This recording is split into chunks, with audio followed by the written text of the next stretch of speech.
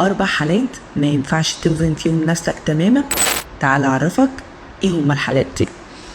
اول حالة انك شربت كمية مياه كبيرة جدا، ما ينفعش بعديها تروح تقف على الميزان، لانه هيطلع قراءة خاطئة جدا وهتكون مش مظبوطة، وساعتها هيجيلك احباط. تاني حالة انك لو عندك الدورة الشهرية، ده ممكن يزودك من كيلو لأكتر ل2 ل3 كيلو على حسب كل شخص، وبالتالي دي هتديكي قراءة خاطئة.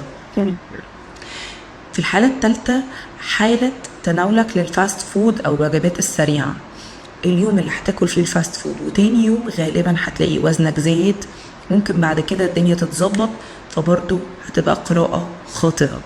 ورابع حاجة بعد التمرين ما ينفعش توزن على طول، لان ده برضو هتدي لك فولس ريدنج وهتبقى قراءة خاطئة ومش هينفع نعتمد عليها. دول بقى ال4 حالات اللي ما ينفعش توزن فيهم تماما، ولا بيكون ده الوزن الصحيح ليك. وشكرا.